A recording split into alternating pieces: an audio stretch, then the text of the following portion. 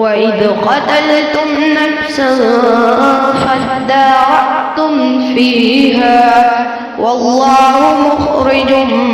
ما كنتم تكتمون فقلنا اضربوا ببعضها كذلك يحيي الله الموتى ويريكم آياته لعلكم تعقلون ثم قست قلوبكم من بعد ذلك فهي كالحجارة أو أشد قسوة وإن من الحجارة لما يتفجر منه الأنهار وإن منها لما يشقق فيخرج منه الماء وإن منها لما يهبط من خشية الله وما الله بغافل عما تعملون أفتطمعون أن يؤمنوا لكم وقد كان فريق منهم يسمعون كلام الله ثم يحرفونه من بعد ما عقلوه وهم يعلمون وإذا لقوا الذين آمنوا قالوا آمنا وإذا خلا بعضهم إلى بعض قالوا أتحدثونهم بما فتح الله عليكم ليحاجوكم به عند ربكم أفلا تعقلون أولا يعلمون أن الله يعلم ما يسرون وما يعلنون ومنهم أميون لا يعلمون الكتاب إلا أماني وإن هم إلا يظنون فويل للذين يكتبون الكتاب بأيديهم ثم يقولون هذا من عند الله ليشتروا به ثمنا قليلا فويل لهم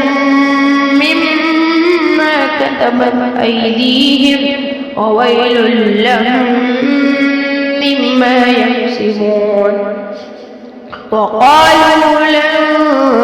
تمسنا النار إلا أياما معدودة قل أتخذتم عند الله عهدا فلن يخلف الله عهده أم تقولون على الله ما لا تعلمون بلى من كسب سيئة وأحاطت به خطيئته فأولئك أصحاب النار هم فيها خالدون والذين آمنوا وعملوا الصالحات أولئك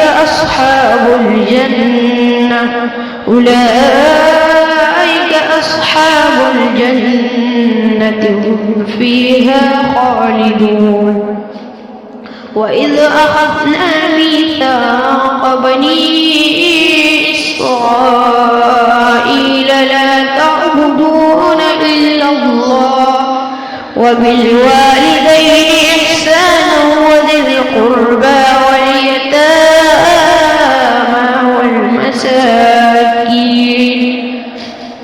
والمساكين وقولوا للناس حسنا وأقيموا الصلاة وآتوا الزكاة ثم توليتم إلا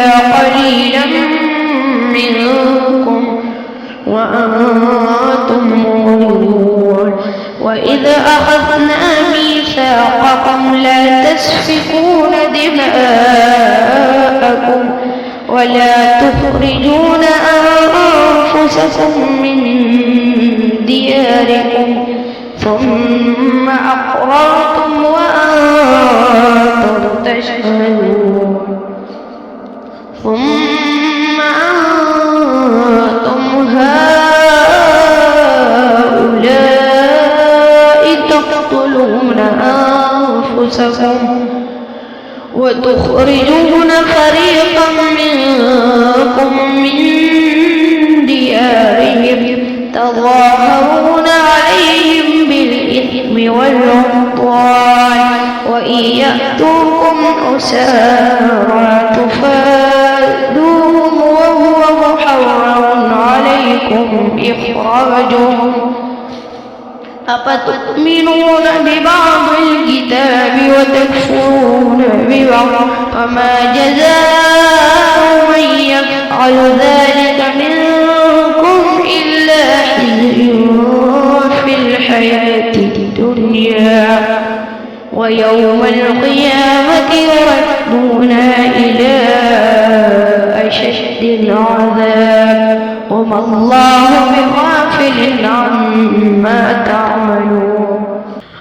أولئك الذين اشتروا الحياة الدنيا بالآخرة فلا يخفف عنهم العذاب